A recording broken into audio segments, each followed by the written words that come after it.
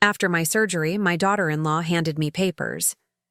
"Sign these, we need this vacation." I smiled. I had already transferred everything.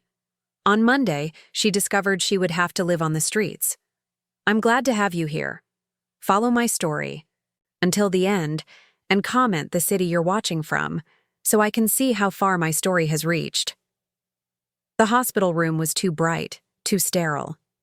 I could still feel the lingering effects of anesthesia clouding my mind as I adjusted myself against the stiff pillows. 3 days after open-heart surgery, and every movement sent dull waves of pain across my chest. "Mom, you have a visitor," the nurse announced cheerfully, stepping aside to reveal Amara standing in the doorway. My daughter-in-law's perfectly manicured nails clutched her designer purse as she plastered on that familiar smile, the one that never quite reached her eyes. In the 7 years since Keith had married her, I'd grown accustomed to that smile. Cold, calculating. "Velma, look at you, sitting up already." Amara's voice was honey-sweet as she glided into the room, expensive perfume drowning out the antiseptic smell. "We've all been so worried."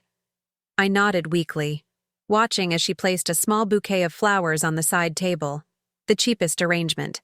From the hospital gift shop, I noted, Keith was nowhere to be seen. "Where's my son?"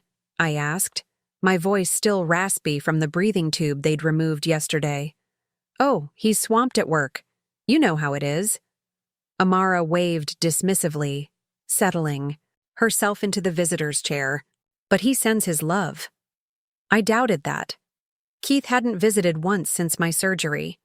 The son who once called me every day now seemed to exist only in Amara's carefully crafted excuses. "I actually brought something that needs your attention," Amara continued, pulling out a manila envelope from her purse. "Just some papers that need signing." "Papers?" I questioned, eyeing the envelope with suspicion. "Nothing major," she assured me, her smile tightening. "Keith and I are planning a family vacation to Hawaii, and we need to secure the financing. The bank needs your signature since you're still listed as a co-owner on some accounts." She opened the envelope and spread several documents across my lap, pointing to highlighted signature lines. "Just sign here, here, and here. It's mostly formalities." My hand trembled slightly as I reached for the pen she offered, but it wasn't from weakness. It was anger. Did she really think I wouldn't notice what these papers actually were? Transfer of property deeds, power of attorney. Documents that would effectively sign over my house, my home of 45 years, directly to them. "Hawaii sounds lovely," I said quietly, looking down at the papers. "When are you planning to go?" "Next month," Amara replied quickly, her eyes fixed on the pen in my hand. "We thought it would be good to get away after everything." Her gaze flicked meaningfully to my surgical scar, partially visible above my hospital gown. I nodded slowly, as if considering. "And Keith approved all this?" "Of course," she said, a flash of irritation crossing her face before she composed herself. "He's the one who suggested I bring these by. Said you wouldn't mind signing." I bet he did. My son, who once had such a kind heart, now reduced to sending his wife to trick his ailing mother. I felt a heaviness that had nothing to do with my recent surgery. I looked down at the papers again, then slowly signed each one, my signature shaky but legible. With each stroke of the pen, I watched Amara's smile grow wider, more genuine in its greed. "Thank you, Velma," she said, quickly gathering the papers and sliding them back into the envelope. "This means so much to us. I'll make sure the bank processes everything right away." I just smiled. A small, knowing smile that Amara mistook for the tired expression of an old woman who didn't understand what she'd just done. "You get some rest now," Amara said, patting my hand condescendingly. "I'll tell Keith you're doing well." As she strutted out of the room, clutching her precious envelope, I leaned back against the pillows and closed my eyes. If only she knew. If only she knew that 3 months ago, I had already transferred ownership of my house into a protected trust. If only she knew that the accounts she thought she was gaining access to had been emptied and closed weeks earlier. If only she knew that the papers she was so eager to file would lead to nothing but embarrassment and the harsh reality that she and Keith would soon have nowhere to live. I wasn't a fool. I'd seen the way they looked at my house when they thought I wasn't watching. I'd overheard their whispered conversations about when Mom's gone and what we'll do with her things. I'd noticed how they'd stopped bringing my grandchildren to visit unless they wanted something. The pain in my chest sharpened, but it wasn't from my surgery. It was the pain of betrayal. The pain of realizing that my own son, the little boy I'd raised alone after his father died, the child I'd sacrificed everything for, had become someone I no longer recognized, but I wasn't going to let them win. Not this time. Monday would come soon enough. And with it, Amara would discover exactly what happens when you underestimate a 70-year-old woman who's had enough. I closed my eyes, letting the quiet beeping of the heart monitor lull me into a restless sleep, dreaming of the look on Amara's face when her house of cards finally collapsed. When did my son change? That question haunted me as I lay in the hospital bed, counting the hours until Monday when Amara would learn the truth. I couldn't pinpoint the exact moment Keith transformed from the caring boy I raised into a stranger who would send his wife to trick his own mother while recovering from heart surgery. I closed my eyes, drifting back through memories like turning pages of a worn photo album. Keith had been such a sweet child, always bringing me dandelions clutched in his small fist, his face beaming with pride, as if he'd found treasure. Those dandelions meant more to me than any expensive bouquet Amara could ever bring. Robert, my husband, died when Keith was only 8. A sudden heart attack, the same condition that had recently landed me in this hospital bed. Life has a cruel sense of irony. After Robert's death, it was just Keith and me against the world. I worked 2 jobs, receptionist during the day and waitressing at night, just to keep our modest house and put food on the table. "Mom, you don't have to work so hard," Keith had said one night when he was 15, finding me crying at the kitchen table over bills. "I can get a job after school." "Absolutely not," I'd insisted. "Your job is to study and get into college. That's what your father would have wanted." And Keith had done just that. He'd earned a scholarship to the state university, becoming the first in our family to graduate college. I'd worked extra shifts for months to buy him a decent suit for job interviews. The day he landed his first position at an accounting firm, I couldn't have been prouder. "This is just the beginning, Mom," he'd promised, hugging me tight. "Someday, I'll take care of you the way you've always taken care of me." For a few years, he did. Sunday dinners at my house, phone calls just to check in, help with yard work and home repairs. Keith was everything a mother could hope for in a son. Then he met Amara. I remember the first time he brought her home. Her critical eyes had scanned my modest living room, lingering on the worn furniture and outdated decor. I'd spent hours cleaning, cooking Keith's favorite pot roast, wanting to make a good impression. "Quaint," she'd said, the word dripping with condescension as she picked at her food. Keith didn't seem to notice. He was too enchanted by her beauty, her confidence, her ambition. And perhaps that's what attracted him. Amara knew exactly what she wanted and how to get it. After a lifetime of struggling, maybe Keith saw her as his ticket to the life he thought he deserved. They married quickly, a lavish ceremony I could barely afford to contribute to. Amara's parents paid for most of it, a fact she never let me forget. The wedding was all about appearances, expensive flower arrangements, gourmet food I couldn't pronounce, and a guest list full of people I'd never met. "Mom, could you wear something a little more modern?" Keith had asked a week before the wedding, clearly uncomfortable. "Amara thinks that dress you showed her looks a bit outdated." It was the first time I recognized that shadow crossing his face, embarrassment. My son was embarrassed by me. After the wedding, everything changed. Visits became less frequent. Phone calls shortened. When they did come over, Amara would make subtle comments about my house. This neighborhood has really gone downhill, hasn't it? Have you ever thought about updating your kitchen? Those cabinets are so retro. Keith and I saw the most gorgeous retirement communities on our drive here. Perfect for someone in your situation. Each comment was a tiny cut, barely noticeable at first. But they accumulated, leaving scars on my heart. Keith never defended me. Instead, he began echoing her sentiments, as if my home, the home where I'd raised him, where we'd built memories after his father died, was suddenly inadequate. 3. Years into their marriage, Keith and Amara hit financial troubles. They'd overextended themselves with a mortgage they couldn't afford, trying to keep up with friends in more prestigious neighborhoods. "It's just a temporary loan, Mom," Keith had assured me when they asked to borrow $30,000 from my modest savings.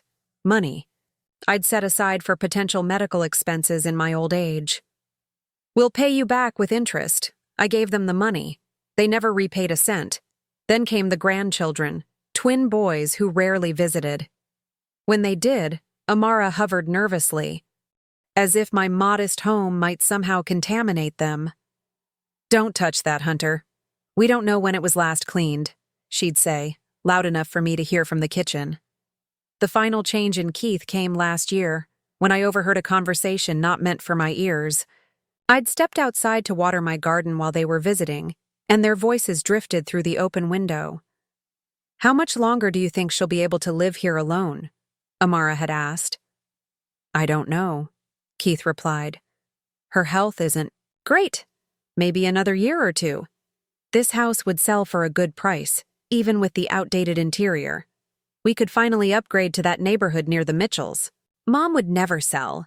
She's too attached to this place. She might not have a choice if her health declines. As her only son, you'd have power of attorney. We could make decisions in her best interest." There was a pause, a moment where the son I raised could have defended me, could have shut down this conversation about effectively taking my home. Instead, he said, "You're right. We should talk to a lawyer about our options." That night, after they left, I sat alone in my living room, surrounded by decades of memories, and cried for the first time since Robert's funeral. The betrayal cut deeper than any physical pain I'd ever experienced. The next day, I made an appointment with my own lawyer. Now, lying in this hospital bed, watching the sunset paint shadows across the sterile walls, I felt a strange mix of sadness and vindication. Monday was coming. And with it, the consequences of underestimating an old woman who had survived far worse than a scheming daughter-in-law. I closed my eyes, picturing Amara's face when she realized all her careful planning had been for nothing.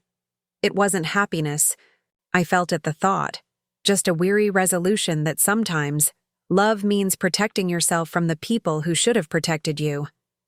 The doctor discharged me from the hospital on Sunday afternoon, a day earlier than expected. I insisted I could manage on my own, despite the concerned looks from the nursing staff. The truth was, I didn't want Keith or Amara driving me home. I couldn't bear to see the gleam in Amara's eyes as she walked through my house, mentally cataloging my possessions like items at an estate sale. Instead, I called Dorothy, my neighbor of 30 years, and one of the few people I still trusted completely. "Those ungrateful vultures," Dorothy muttered as she helped me settle into my living room recliner. "After everything you've done for that boy." I smiled weakly at her outrage. Dorothy had witnessed Keith's transformation firsthand over the years, watching from her porch as his visits became shorter and less frequent. "You're sure about tomorrow?" she asked, adjusting the pillows behind my back. "Absolutely," I replied. "Amara will discover everything when the bank opens at 9. I want to be comfortable in my own home when the storm hits." Dorothy nodded, understanding in her eyes. "I'll be right next door if you need me. Just call." After she left, I sat alone in the growing darkness, remembering the day I set my plan in motion. It had been 6 months ago, shortly after overhearing Keith and Amara's conversation about taking my house. The memory was still crystal clear. I'd waited until I was certain they wouldn't drop by unexpectedly. They never visited on Wednesdays, as it was Amara's spa day, and I'd called a taxi to take me downtown to Harriet Wilson's law office. Harriet and I had gone to high school together, though we'd lost touch until reconnecting at our 45th reunion. She'd built a successful legal practice specializing in elder law and had recently helped another friend with a similar situation. Velma, she'd greeted me warmly, ushering me into her office. "What brings you here today?" I'd taken a deep breath and told her everything.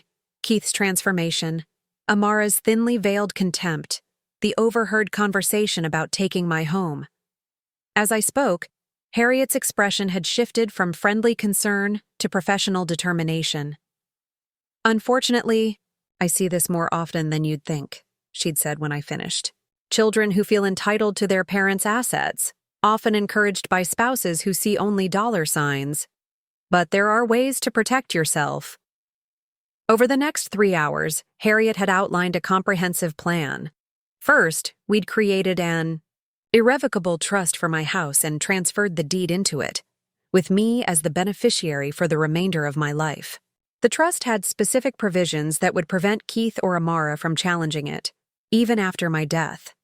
Next, we'd closed my joint accounts with Keith, accounts I'd opened years ago to give him access in case of emergency, and transferred the funds to new accounts at a different bank, ones that only I could access. "What about the papers?" I'd asked. "What if they try to get me to sign something?" Harriet had smiled, a knowing glint in her eye. "Let them try. Any document you sign transferring assets that are now in the trust would be legally invalid. The trust is already the legal owner, not you personally anymore." It had been oddly liberating, signing those papers and knowing my home was finally protected. For the first time in years, I felt like I was taking back control of my life. "One more thing," Harriet had added as we wrapped up. "You should prepare for their reaction. They won't take this well." I'd nodded, a strange calm settling over me. "I know. But I've spent my entire life protecting Keith. Maybe it's time I protected myself instead."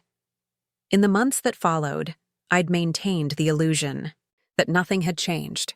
I still hosted the occasional family dinner, still listened to Amara's subtle digs about my outdated home, still endured Keith's increasingly transparent questions about my finances. "Have you thought about what you'll do with this big house in the future, Mom?" he'd asked during their last visit before my surgery. "I'm doing just fine here," I'd replied, watching disappointment flicker across his face. "But it must be so much work," Amara had chimed in. "Wouldn't it be easier to move somewhere smaller? We could help you look." I'd simply smiled and changed the subject, knowing they were growing impatient. Perhaps that's why they'd seen my heart. Surgery as the perfect opportunity, a vulnerable moment when I might not read what I was signing. Now, sitting in my living room as the sunset cast long shadows across the floor, I felt strangely peaceful. Tomorrow would bring chaos, but tonight I had the satisfaction of knowing I'd outmaneuvered them at their own game. My phone rang, interrupting my thoughts. Keith's name flashed on the screen. "Mom?" His voice sounded surprised when I answered. "You're home? Why didn't you call us to pick you up?" "Dorothy helped me," I replied simply. "You should have called. We would have been happy to drive you." I almost laughed at the false concern in his voice. "It's fine, Keith. I'm settled in now." "Well, Amara and I will stop by tomorrow morning to check on you," he said. "She has some paperwork to drop off at the bank anyway, so we'll be in the area." Of course they would. They wouldn't want to miss watching me struggle up the stairs, using it as further evidence that I couldn't manage on my own anymore. "That would be lovely," I lied. "I'll see you both tomorrow." As I hung up, I couldn't help but smile. They had no idea what awaited them in the morning. Amara would go to the bank, expecting to file those papers I'd signed, only to discover that there was nothing to transfer, nothing to claim, nothing to steal. I made myself a cup of tea and settled deeper into my recliner, mentally preparing for tomorrow's confrontation. For the first time in years, I felt not like a victim, but like a woman who had finally reclaimed her power.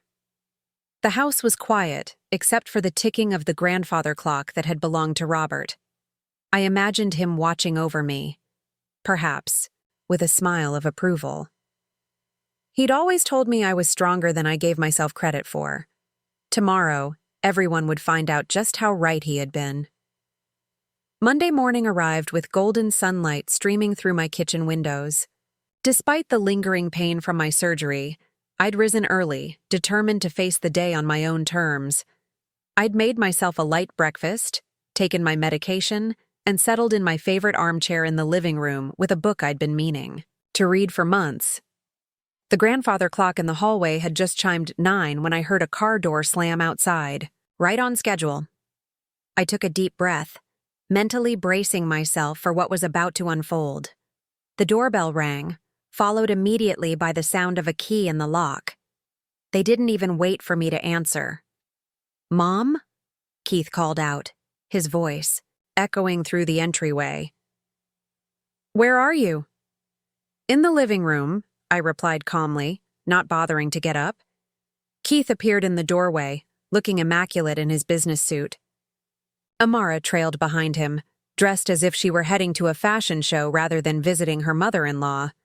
Her face wore that practiced smile I'd grown to despise. "How are you feeling?" Keith asked, bending down to kiss my cheek. The gesture felt hollow, performative. "As well as can be expected after open-heart surgery," I replied. "You really should have called us to bring you home," Amara said, setting her designer purse on the coffee table.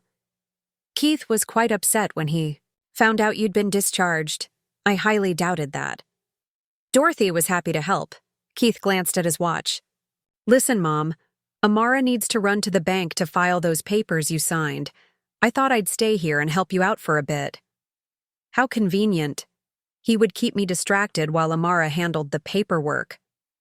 I wondered if they'd already started planning how to redecorate my home. "That's fine," I said. "Amara, there's fresh coffee in the kitchen if you'd like some before you go." Amara's smile tightened. "Actually, I should get to the bank before it gets busy. I won't be long." She gave Keith a meaningful look before heading out. I heard the front door close behind her, and then it was just Keith and me. "Can I get you anything, Mom?" he asked, hovering awkwardly. "Tea? More pillows?" "I'm fine, Keith," I said, studying the face of the man who had once been my sweet boy. "Why don't you sit down? We haven't had a real conversation in quite some time." He settled uncomfortably on the edge of the sofa. "The doctor said your surgery went well. No complications?" "None," I confirmed. "I should make a full recovery." "That's great news." He smiled, but it didn't reach his eyes. "We were worried." "Were you?" I asked quietly. Keith shifted, clearly caught off guard by my direct question. "Of course we were. You're my mother." I let the silence stretch between us, watching him grow increasingly uncomfortable. In the past, I would have rushed to fill the void, to make things easier for him. Not today. "So," he finally said, "have you thought about what we discussed before? Your surgery? About possibly downsizing? This house is a lot for you to manage." And there it was. Not even 15 minutes after arriving, and he was already circling back to their plan. "Actually," I began, but was interrupted by the sound of the front door flying open. Amara stormed into the living room, her face flushed with anger. "What did you do?" she demanded, glaring at me. Keith stood up, confused. "Amara, what's wrong?" "Ask your mother," she spat, throwing her purse onto the sofa. "Go ahead, Velma. Tell him what the bank just told me." I set my book aside and met her furious gaze calmly. "I assume they informed you that the house is no longer in my name." Keith's expression shifted from confusion to alarm. "What? What does that mean?" "It means," I explained, keeping my voice steady, that 6 months ago, I transferred ownership of this house into an irrevocable trust. The papers Amara had me sign in the hospital are worthless. You tricked us? Amara's voice rose to a near shriek. No, Amara. You tried to trick me. I merely protected myself. Keith's face had gone pale. Mom, what are you talking about? Those papers were for our vacation.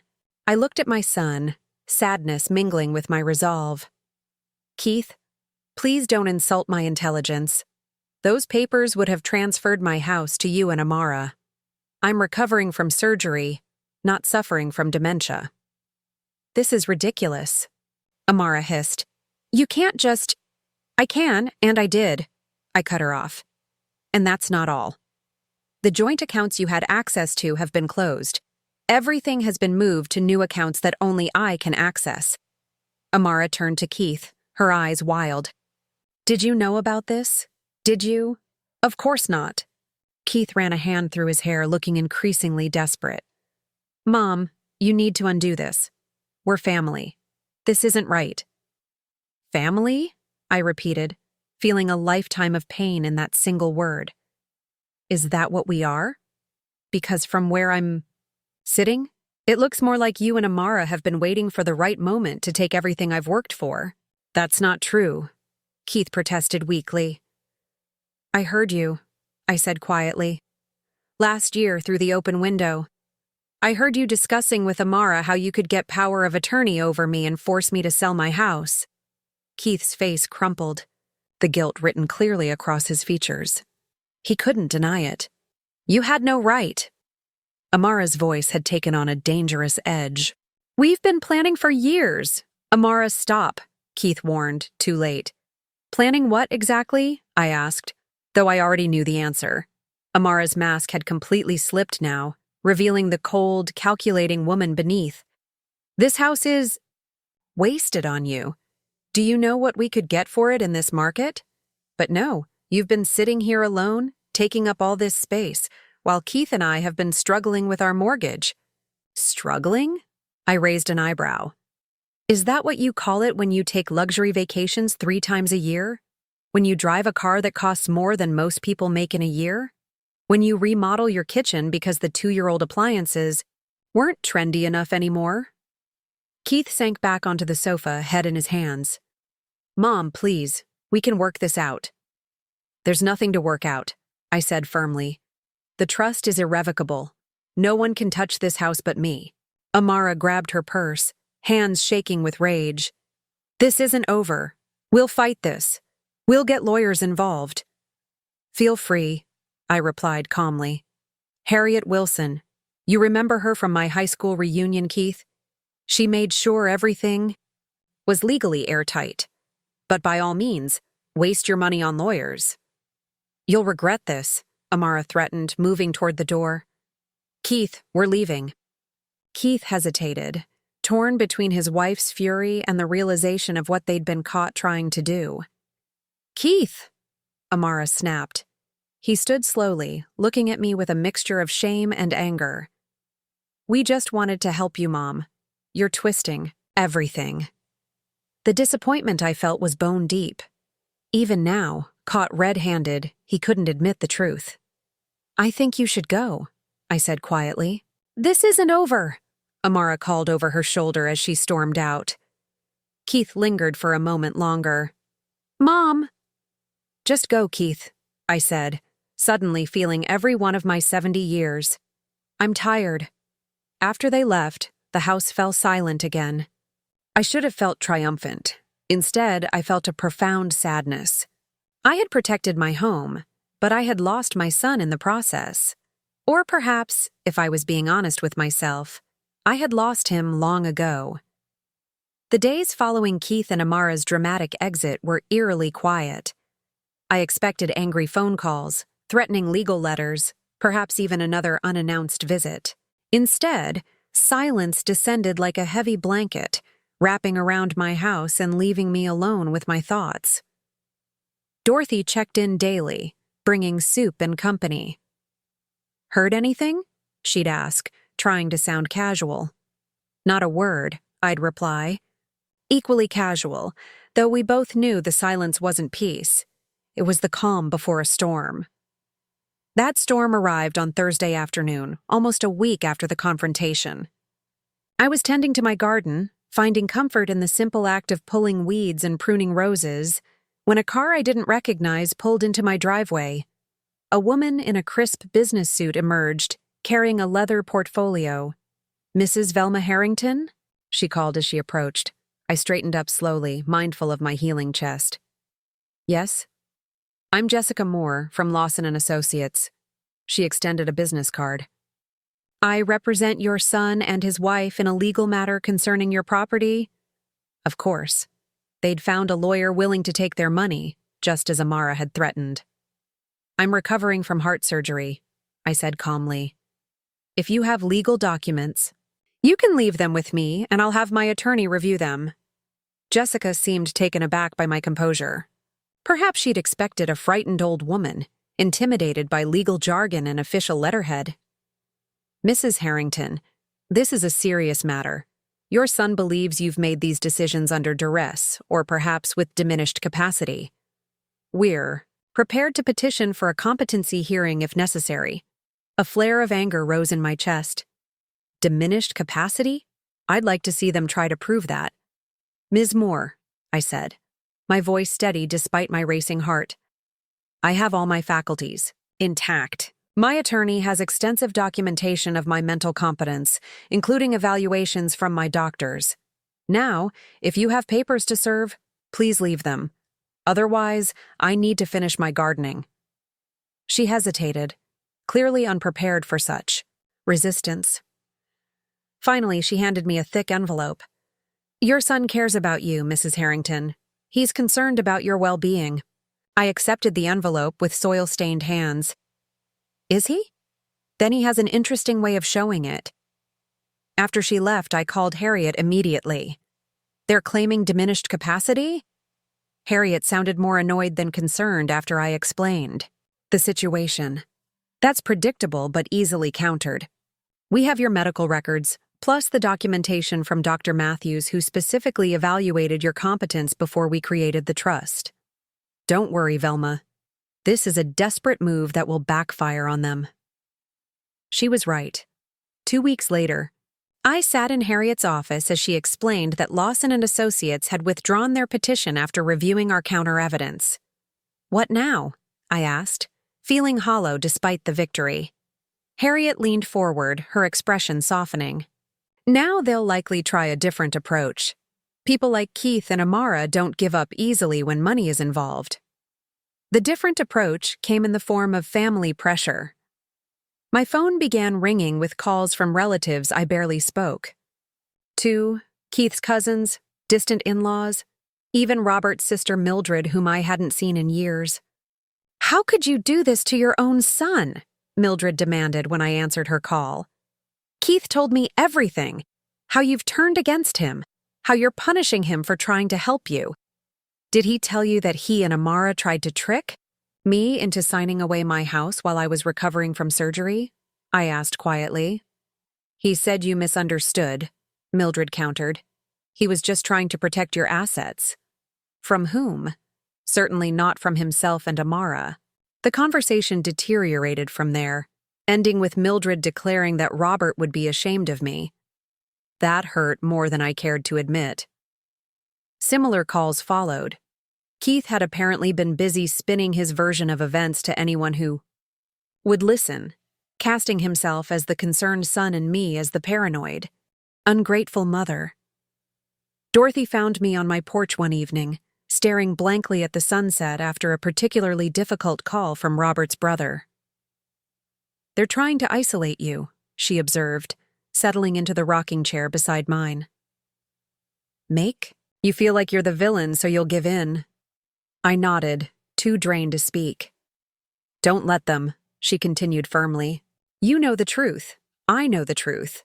And deep down, Keith knows it too." A week later, I was grocery shopping when I ran into Mary Peterson, whose daughter was friends with Keith in high school. "Velma," she exclaimed, embracing me carefully. "How are you feeling after your surgery?" "Much better, thank you," I replied, genuinely happy to see a friendly face. I ran into Keith last weekend, she mentioned casually. He seemed different, stressed. I tensed, waiting for the accusation that had become so familiar lately. Instead, Mary leaned closer. Between us, he was asking around about refinancing options. Apparently, they're having money troubles. Serious ones. This was news to me.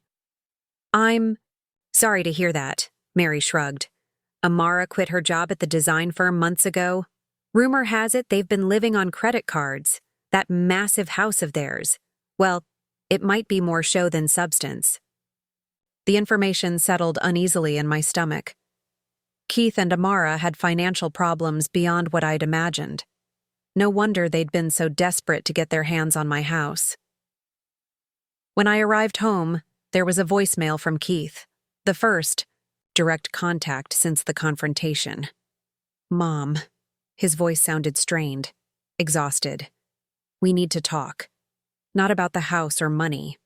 Just, please call me back. I stood there, finger hovering over the callback button, caught in a moment of maternal instinct.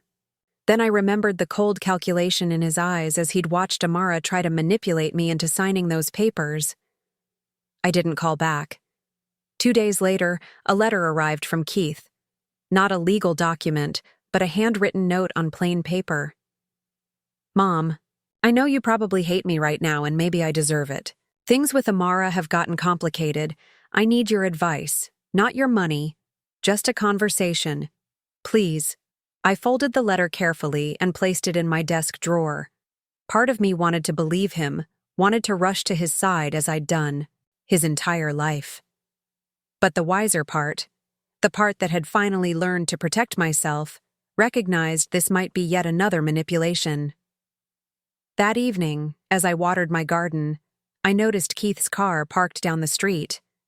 He didn't approach the house, just sat there watching. After an hour, he drove away. Dorothy called the next morning. Did you hear? Keith moved out of their house. Amara's been telling everyone it's temporary, but Helen's daughter works at the bank, and she says they've missed 3 mortgage payments. The news should have satisfied me. Wasn't this the consequence they deserved? Yet all I felt was a deep, aching sadness for the little boy who once brought me dandelions, now a man who had lost his way so completely. I wondered, not for the first time, where exactly I had gone wrong. Autumn arrived with a palette of fiery colors and crisp, cool mornings. 3 months had passed since the confrontation with Keith and Amara. 3 months of healing, both from my surgery and from the wounds inflicted by my own child. I was pruning my rose bushes for winter when Dorothy hurried across our adjoining yards, a newspaper clutched in her hand. Have you seen this? She asked, slightly out of breath. I set down my garden shears and accepted the paper she thrust toward me. The local real estate section was folded open to display a familiar property. Keith and Amara's sprawling colonial-style house, now listed. For sale. Foreclosure, Dorothy explained, though I could see the bold red letters stamped across the listing. Helen says they couldn't work out a deal with the bank. Amara's moved in with her parents in Connecticut. I stared at the photo, taking in the manicured lawn and imposing facade that had always seemed designed to impress rather than welcome. How much of their lives had been sacrificed to maintain this illusion of success? And Keith? I asked, trying to keep my voice neutral. Dorothy hesitated. No one seems to know for sure. Rumor is he's staying at the Holiday Inn on Route 9. I folded the newspaper carefully and handed it back to her. Thank you for telling me. That night, I sat on my porch, watching the sunset, thoughts circling like autumn leaves in the wind. Despite everything, Keith was still my son, the boy I'd raised alone, the child I'd sacrificed everything for. Could I simply let him flounder? But there was another voice, too, one that had grown stronger these past few months. It reminded me that love without boundaries isn't love at all. It's surrender. and I had surrendered for too long. The next morning, I made a decision. I wasn't going to reach out to Keith, but I wouldn't turn him away if he came to me first. It had to be his choice to acknowledge what he'd done, not another rescue from his mother. 2 weeks passed. The foreclosure sign appeared on Keith and Amara's lawn. Neighbors whispered. My phone remained silent. Then, on a Saturday afternoon, as I was baking bread, a hobby I'd rediscovered since my recovery, there was a knock at my door. Not the entitled entry with a key that I'd grown accustomed to, but a hesitant, almost timid knock. I wiped my flour-covered hands on my apron and opened the door to find Keith standing on my porch.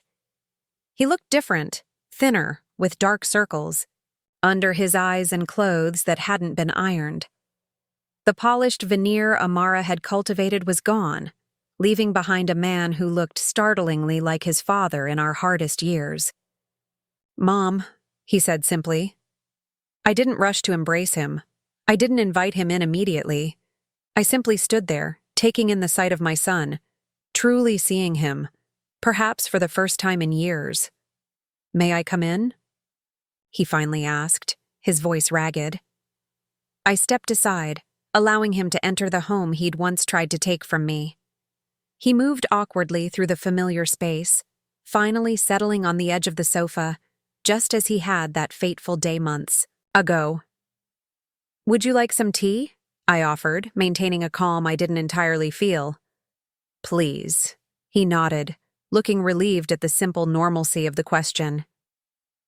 In the kitchen, I focused on the ritual of tea making, warming the pot, measuring the leaves, arranging cookies on a plate. When I returned, Keith was staring at a family photo on the mantel, taken on his high school graduation day. "I was happy then," he said quietly as I set the tea tray down. "We both were."